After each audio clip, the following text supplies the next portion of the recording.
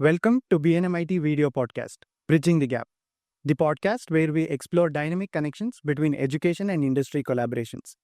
I am your host Arvind K. Vishwanath from 5th Sem CSE Department BNMIT, and today we are seeing a country that's on the rise of both the sectors, India. India is in the major transformation of how its educational institutions and industry collaborations are happening to empower the students in the ever-evolving job market. Today, we have Dr. Kavita Jairam from BNMIT, who is going to share her insights on the topic of education and industry collaborations that are happening in India. Welcome to the show, Dr. Thank Kavita you, Jairam. Arvind. I'm Dr. Kavita Jairam, working as Associate Professor in BNMIT, Bangalore, India. So thank you so much for inviting me for this particular show where we are going to talk about the collaboration between the industry and the academia. Absolutely. There is so much happening in India right now that makes this a very timely topic.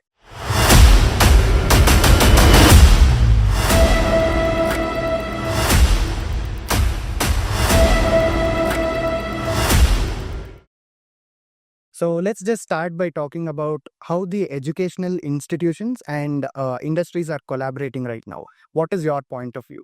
Yes, in India, we know that in the traditional way, we had the education where it used to be only theoretical part of it. But now we are doing practical. So I literally have to take NEP 2020, that is National Education Policy, which has been started.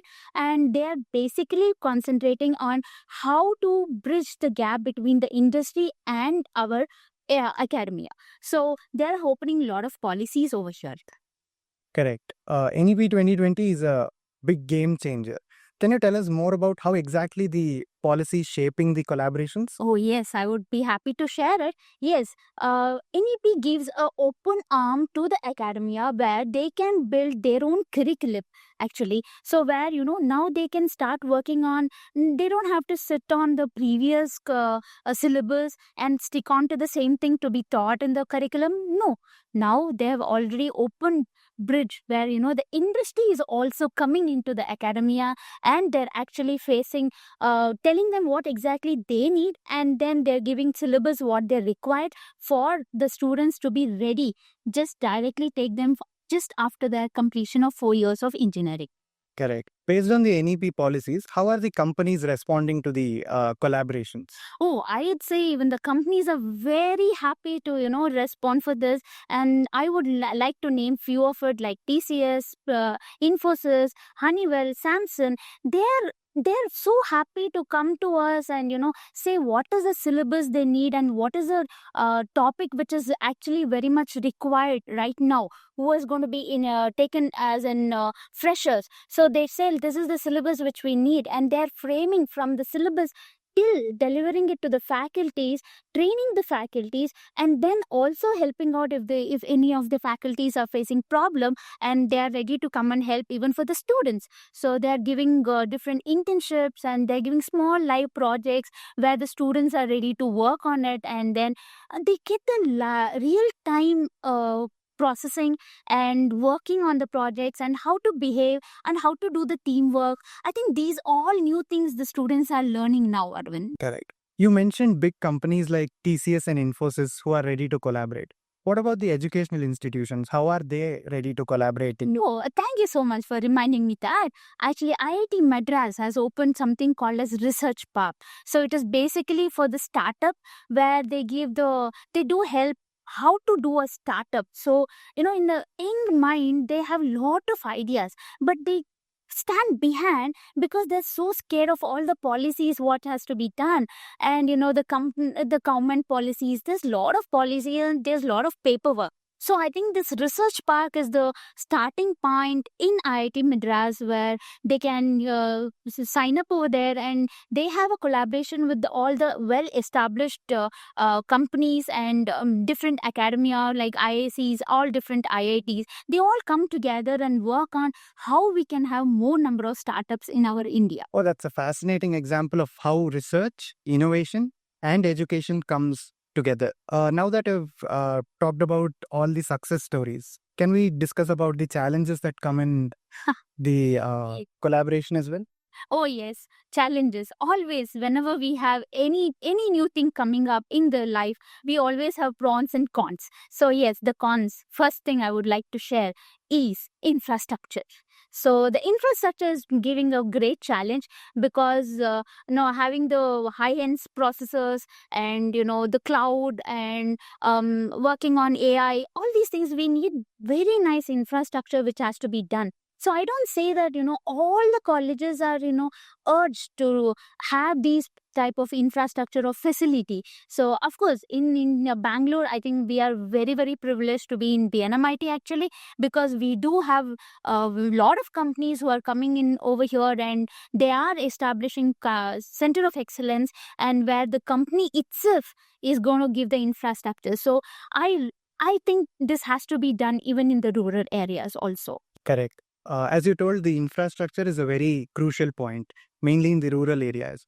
So, is there any other point that stands out that becomes a challenge in this collaboration? Oh yeah, I can think about faculty. So what is that faculty? So yes, they all say this is the new software, this is a new product, and how do we expect the faculty to be so well known that they can deliver the same thing to the students? So this is a great challenge actually, where the faculty has to be trained to the new emerging technologies where they can deliver it to the students. So these are the two difficult challenges which actually we are facing now. One is the infrastructure and one is the faculty training. So, you've told about all the challenges that are happening. How are the educational institutions and the government taking initiatives to overcome the challenges?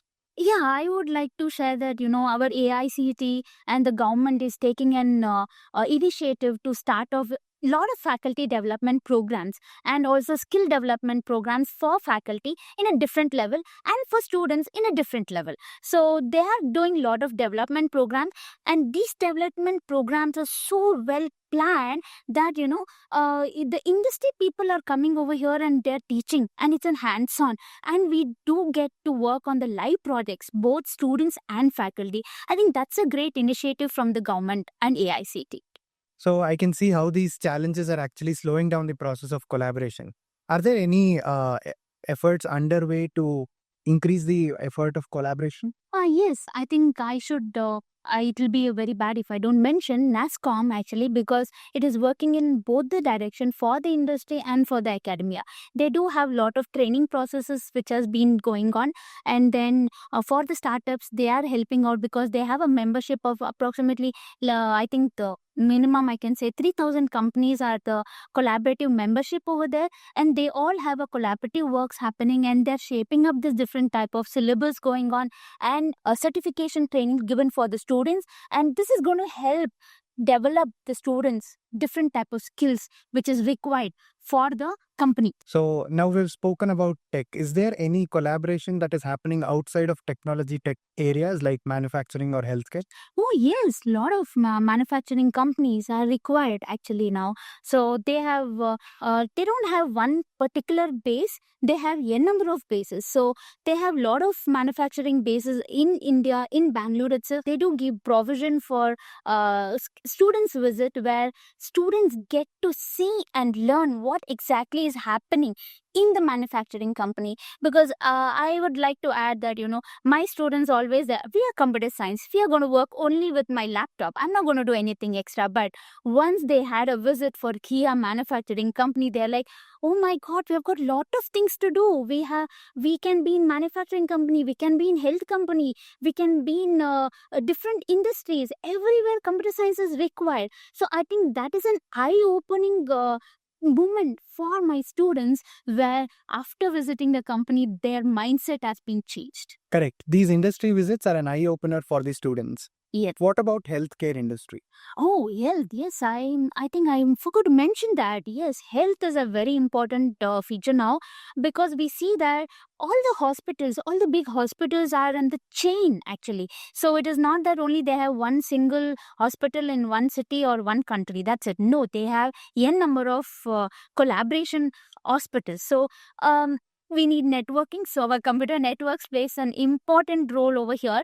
And we have a lot of systems which are being developed, and there are a lot of instruments which are being done. And I should not forget to mention the image processing. So where, lot of work has been happened on the image data which has been taken medically. For example, the brain tumor or any of type of cancers, anything. So all these things are falling into the same place. So we have got a lot of students working on these areas. So I think we are stepping into every industry. Don't forget about manufacturing and any other technologies or the health industries. Correct. So true. What do you think of the future of the educational and industry collaboration? So the future, yes, I would say that having center of excellence in our universities or in our colleges are going to give a better results, because yes, now whatever we are doing with our resources. So I think when the company themselves start coming and having center of excellences in the academia,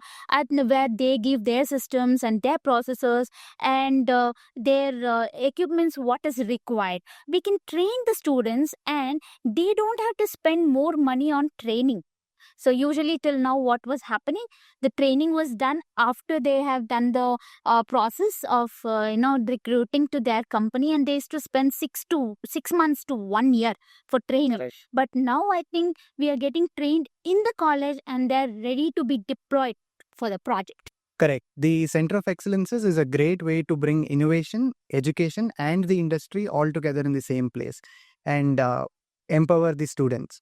How do you see technology playing a role here? Yeah, I would say Infosys Springboard for an example, where they have a beautiful curriculum which is being developed, just like how Coursera is there. So our Indian system has got our Infosys Springboard, where all new cutting edge technologies have been included and with the course, and after completion we do get a certificate, and that is actually very much valid. So Infosys we have, Cisco we have, L&T Mindtree we have all these companies leading courses where they do training. And it's not only the recording sessions, actually they do have an interaction between the students also, and where all the discussions has been happening, and we have real time projects which are been working. And this is a technology growth. Apart from this, how do you see the role of entrepreneurship in the collaboration? Oh, see, we have a very young mind which is at working. So it's not compulsory that you go work for somebody else. You can start developing a very big company or a small company where you start giving job for others.